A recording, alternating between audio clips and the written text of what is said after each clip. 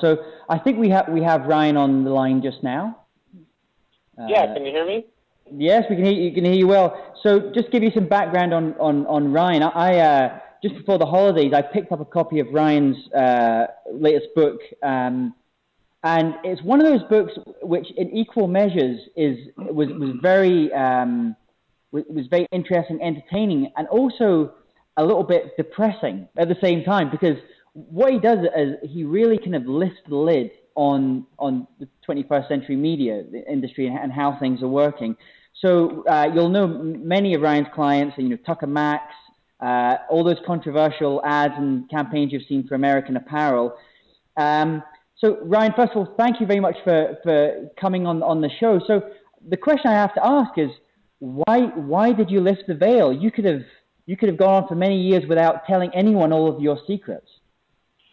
Yeah, I guess it's when you do something for a long time, you start to get bored with it a little bit, and you start to see the problems with the system. And I felt like writing this book was, on the one hand, sort of revealing a set of things that I felt like the public needed to know about, and entrepreneurs and marketers and people would be better off for knowing about. And then on the other hand, I felt like it was like an exciting challenge. Could I wrap this all up in a book and explain it to people and get it out there? And so I was sort of motivated by those two things. Changing a game that I felt like had gotten a little stale for me personally and making it a challenge, and then also just expressing the dark side, as you mentioned, to people who are unaware of it. So how does a media manipulator get started? It's not something you see college courses, advertising for. How did you get started in the business? Right, yeah, there's no Craigslist ads for media manipulators. I guess it's the line between media manipulation and marketing, as I try to say in the book, is a lot grayer than people think. And to some degree, all marketing is media manipulation.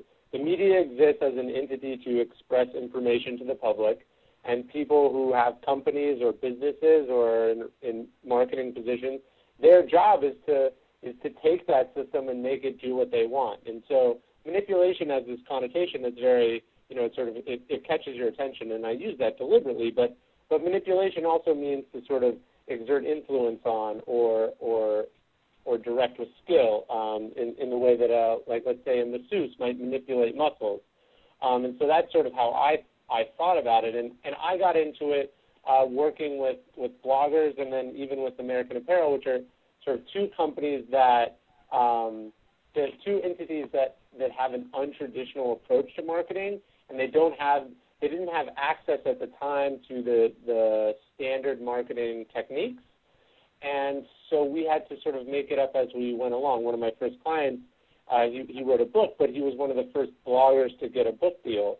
And so for him, it was about not being, important enough to be newsworthy in the minds of many, many people, and us facing that and saying, okay, then how do we get in the news? And we realized you do that by making the news up. And that's where some of my strategies came from that sort of pain point of needing attention, not being able to get it through the traditional means, and figuring out a way regardless. And how many people have come up to you maybe at book signing and told you that, by lifting that veil, it's made them feel a little bit depressed about the state of the media in 2012, 2013? Because you very eloquently kind of break down how the feeding frenzy starts, how you see the story, how a story kind of catches, and then how you ultimately, you're trying to get on national news.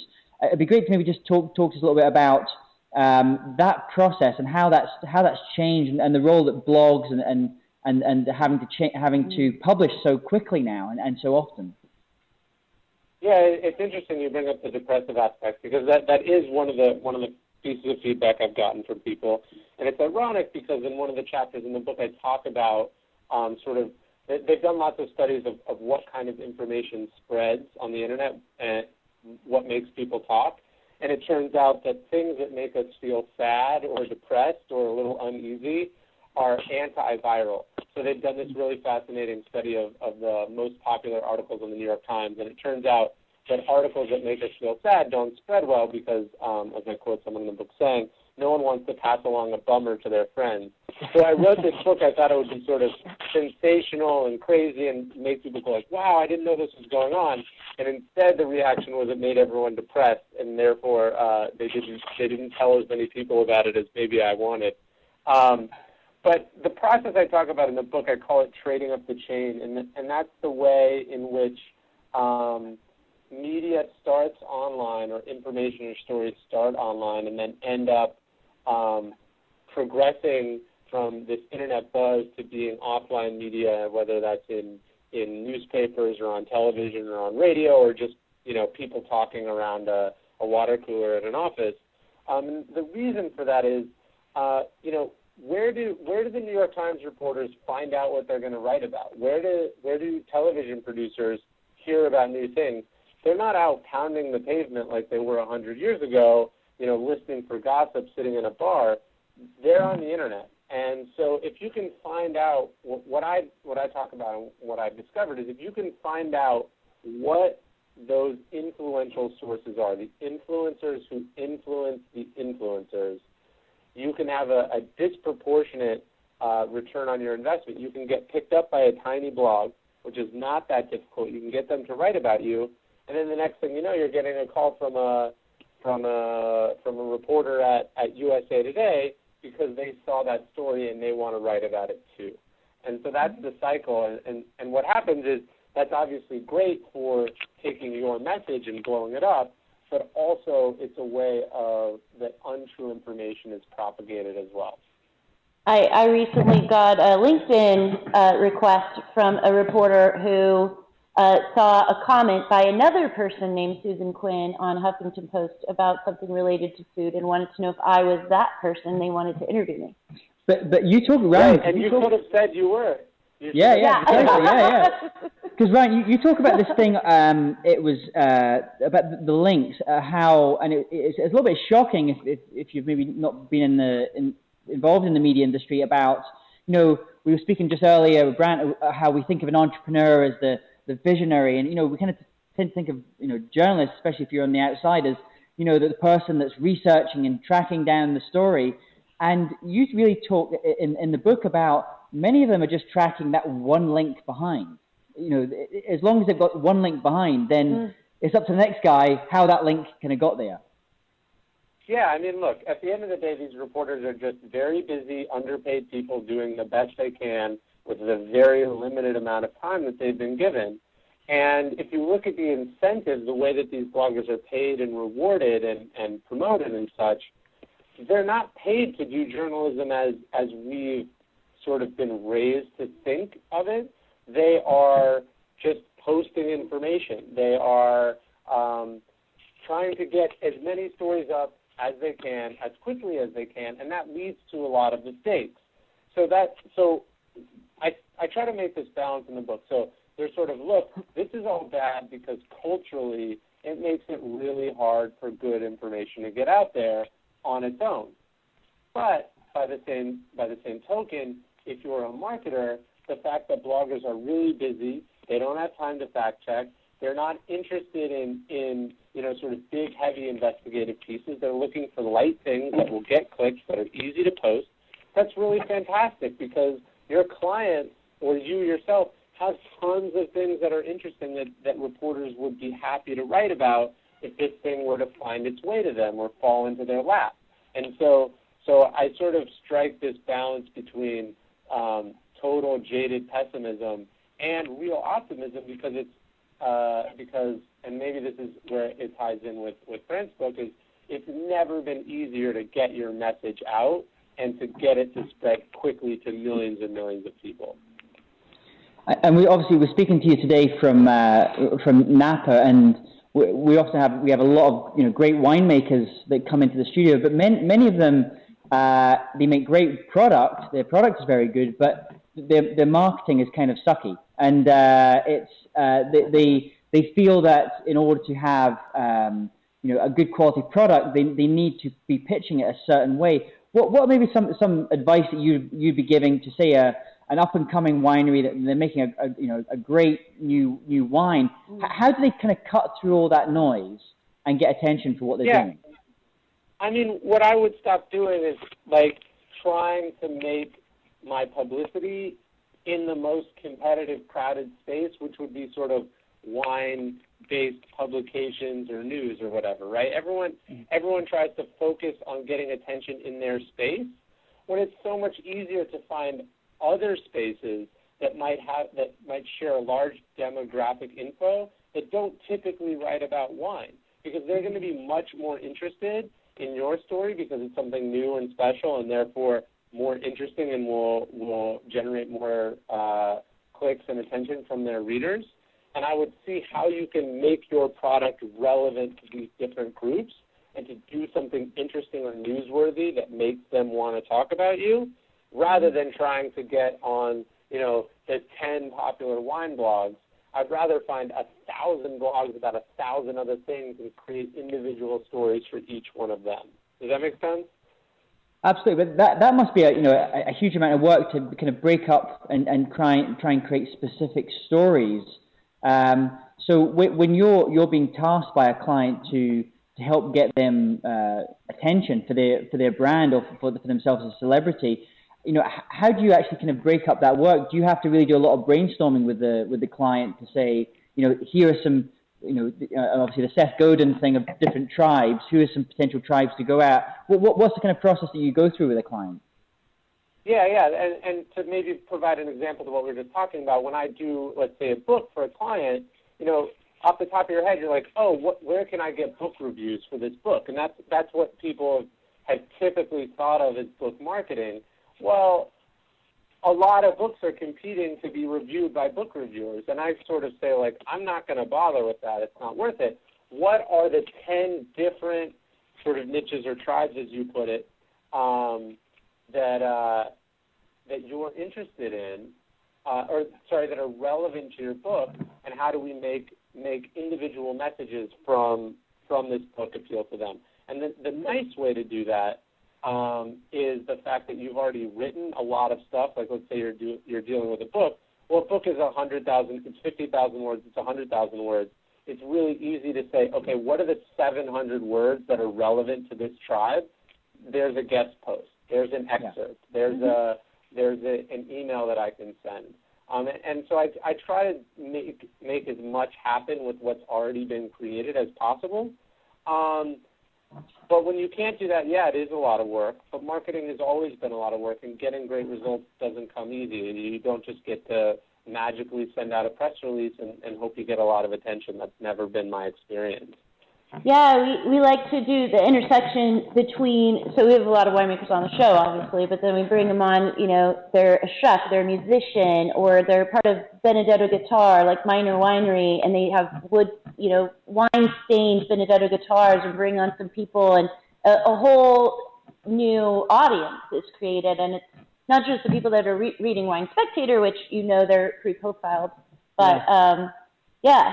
But actually, one of those stories was we had on the show last week. It was pairing Girl Scout. This is a very popular show with wine. Oh wow, that's great! Girl Scout cookies and 6 different wine varietals. Yeah, and we had a certified sommelier, also the writer for Bevmo. Yeah, and she brought in tons of people, moms and Rachel Voorhees. Thank you, Rachel. Yeah. Anyway. Yeah.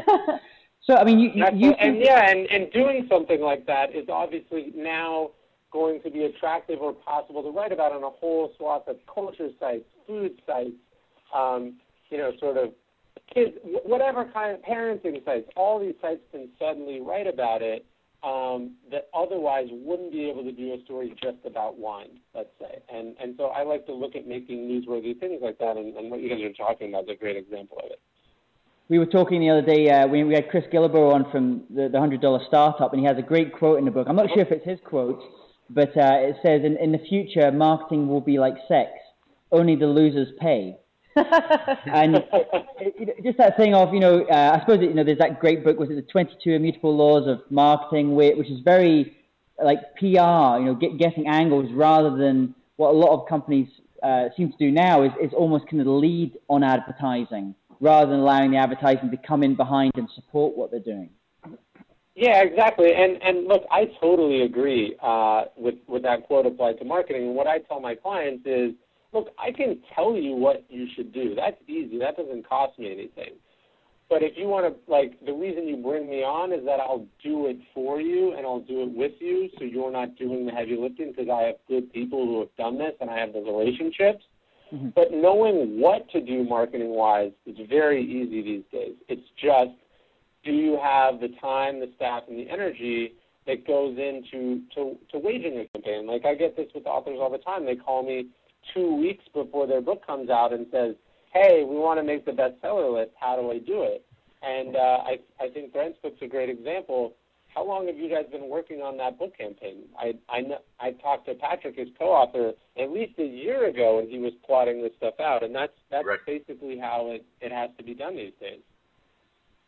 Yeah, Brand, Brand, please jump in. It'd be great to hear the process that you've been going through. Well, so like I said, it's like it's treating it like a startup, and really the best startups are doing their marketing before their product is out, because they're using that time to learn what resonates and to learn what their tribes are that they're going after. So we talk quite a bit in the book about market segmentation, which is really what you all are talking about, and then focusing your messaging and your value proposition, the promise that you're making based on those market segments. And so, yeah, we started in earnest over 8 months ago. We actually did a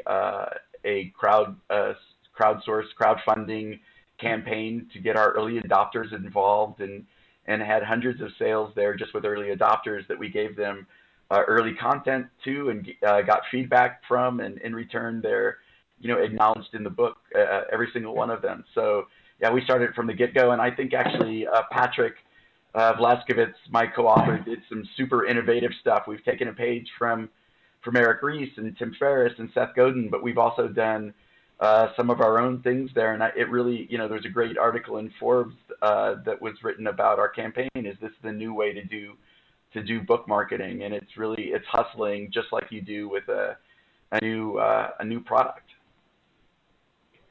I mean, it seems to be a lot of changes going on within the book industry just now. I came from the music industry, and so we're used to that kind of creative destruction thing. And the book industry seems to, obviously with the advent of the Kindle and so many ebooks. Seth just did a campaign. I don't know I think it was Kickstarter, mm-hmm.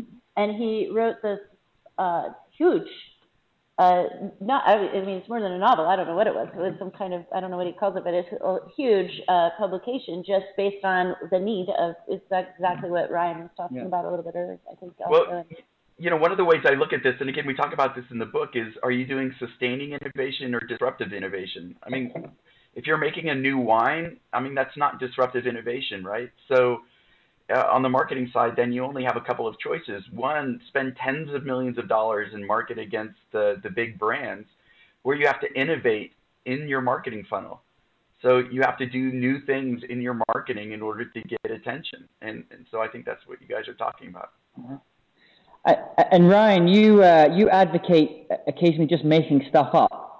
Let's get to it. Which is so where do you kind of draw the ethical line? Have there been points where you've been working on a campaign and a stunt has media stunt has come up and you just went, no, I'm not going to step over that line. Where is your line on that? Yeah, of course. Look, I have my pick. I'm fortunate enough to have my pick of clients. So I don't work with anyone whose work I don't respect and I don't think deserves to be seen.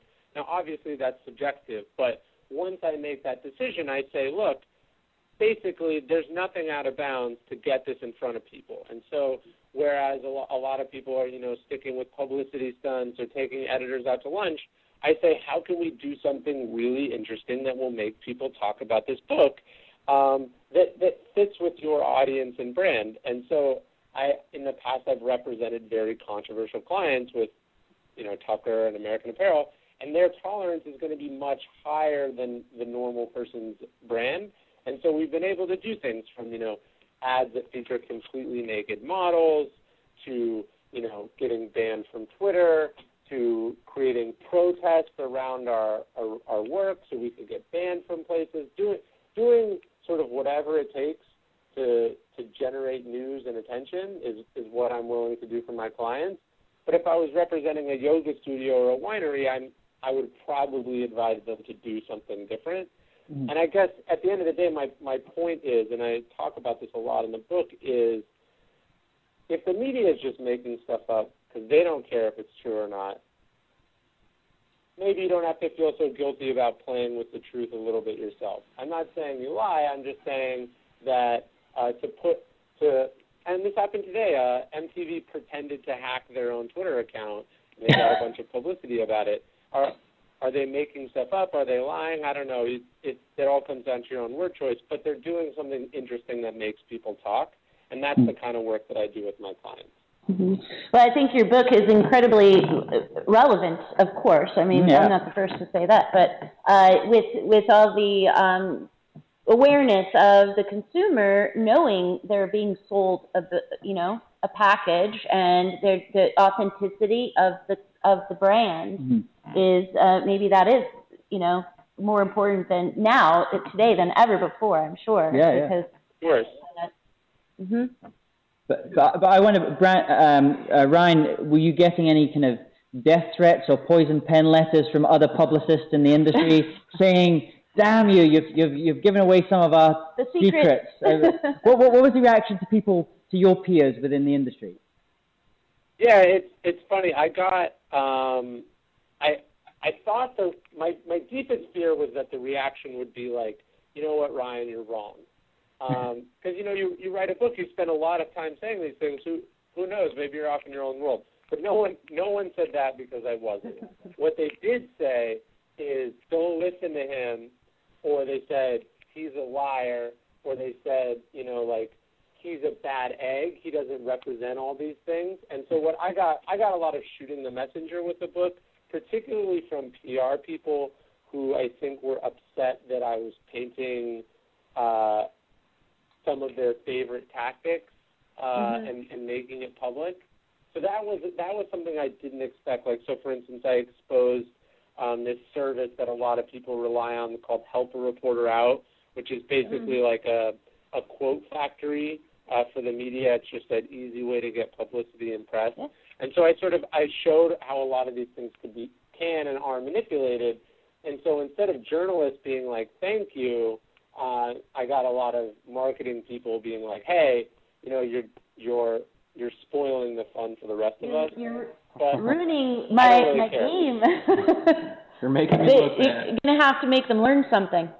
So you must have, you're obviously known for representing American Apparel and a lot of different authors and kind of celebrities. Have you ever felt tempted to move into the world of politics? Because it seems your skills would be perfectly matched for that world. I've had the occasional inquiry. Politics doesn't really interest me that much, but if it was the right person, I might do it. And I think my capacity there would probably be best as an advisor, not in how to do things, but in how to prevent certain things from happening. And you see this with fake scandals emerging or accusations that are completely untrue getting spread very quickly. I mean, in the 2008 election, it was so bad Barack Obama had to create a website specifically aimed just at refuting utterly false internet rumors, and it was called Fight the Smears. So I think if I was ever to get involved in politics, it would actually probably be about defense rather than offense, which is what I spend a lot of my time advising clients on anyway. Could you actually talk about in the book where some of those tactics that you've used were used against you or certainly used against one of your clients? I mean, how did that make you feel? That's actually sort of what drove me to write the book, is to show people how this world works and how it operates on you and against you, whether you like it or not. So I guess my point is, look, if you don't understand how this media manipulation stuff works, if you're not using it, for good, it's going to be used against you by your competitors because the temptation is just too great, the upside is too great, and the cost is so low. And, in fact, when a media system is so primed and ready to propagate untrue information, it can often create and then spread its own untrue facts. So there doesn't even have to be malice behind it. A blog could just tomorrow write something about you that's untrue because it read something wrong, because the reporter is inexperienced. Who knows what the reason is, but what matters is that your customers will see it, and that will be bad for you. And if you don't know how to fight back, you're going to be in trouble. So how can people learn more about you and more about your writing? Is this the first? Do you think this is the first book of many, or did you just feel you had a very strong desire just to get some of these ideas out into the public? It's definitely the first book of many. I'm already hard at work on my second. It will be about something totally different. If people want to read my stuff, I have my website, which is ryanholiday.net. I'm the media columnist for the New York Observer. So those are at like observer.com. I write for a bunch of other sites. So if you want to see that, that's all available online. And then the paperback of the book comes out in just a few months. Fantastic. And is there a name? Is a name being given to the book, or is it still being tested? The new book is still. I still have to write it, so there's no name. We're going back to the thing we spoke about originally. You're kind of putting ads out for different books and seeing which one you get the most interest in. Yes, of course. Well, please let us know. Yeah, and we'd love to have you on the show talking about the next book as well, Ryan. For sure. Well, thank you. And thank you both for being on the show. Is there any questions that Susan, Johnny, you've kind of got to some of our guests? Just kind of going back to Brand. Earlier you mentioned Clip, and what was your ties with them? I know you brought the reference in, but what was your tie to that company? What was my what? Sorry. Your connection. You brought up Clip earlier today as an example for startups. Oh, they're actually a brief case study in the book. So we thought it was a great example to highlight how consumer electronics can also actually test the viability using Kickstarter. So it was just a great Kickstarter example. Oh, okay. Just curious. I actually had met Patrick about 2 weeks ago at Macworld, and gave me all the new technology that's going to be released in this next week for the new iPhone 5 conversion to the iPod 5th generation, to convert that over to that Clip, and it's pretty cool. Yep. No, he's launched a whole business on Kickstarter. It's an awesome story. Fantastic. Very cool. Yeah. Okay. And Susan, what do we have coming up on tomorrow night's show? Tomorrow night, would that be Wednesday? That would be Wednesday. Yeah. Oh, so it's Wine Wednesday at 5 o'clock. In the ToutSuite Social Club. We have actually what we're getting ready for here in the Napa Valley. Brant and Ryan, we hope to host you here sometime if you're ever in the neighborhood. Yeah, come some wine. Come on over. No, I'm jealous. I wish I was there now. We encourage you to open a bottle of wine when you're on the show. Anyway, tomorrow night is Wine Wednesday here, and we have Steve Reynolds, who is the chair of the Napa Valley Vintners Premier Napa Valley. And that kicks in full force on Thursday through Saturday or Sunday, I think. Mm-hmm. And there's just events all around the valley. And it's sort of what they call it's the Napa Valley Bake Sale. So people are selling their wine. Really? And raising money for community, for the community of Napa Valley, and some great, Napa Valley Wine Auction is one of the biggest huge. Events. They raise a lot. I was at the auction last year, and they raise a lot of money. And they sell the wine is very, very expensive, but it's very very good wine. And Premier, it's all original wine. They're barrels made. But just it's also very delicious wine. Yeah. That's the best part. It's great. On it's Saturday. Great. And on Thursday, there's a baseball theme. Yes. So tomorrow night we also have Mutineer Magazine, which is a cool millennials beverage magazine. Friends of ours have here in the Napa Valley. It's a national magazine, and they're going to be coming out. Actually, I'm going to give you a little bit of a taste. They are doing a project throughout the beverage culture called Drinks Careers. And so it's helping people, the millennials basically, understand what available opportunities are in the drinks business. Because it's not really a well-known fact of how many really cool, fun, amazing careers are available in all realms of drinks, cocktails, bartenders, marketing. That's a cool job. Mixologist. Everything. Winemaking, everything. Yeah. So that's tomorrow night, and Ashley Teplin is going to tell you all about that. And then Thursday, we have Hank McGraw. He is also known as Uncle Hank, the old hippie. The old hippie. And he is the uncle of Tim McGraw, the country music star.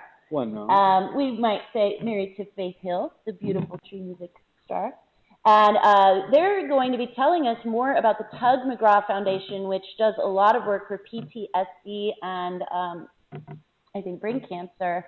And so we're going to be hearing all about what they're doing and the motivation behind the foundation for the family. And Hank was on the Mets team. And he brought Tug McGraw, who is, you know, a hero of baseball for the Phillies. But Hank is going to be talking about his little brother, who he actually got him into the baseball business. He said, I'm not joining the Mets unless I can bring my brother.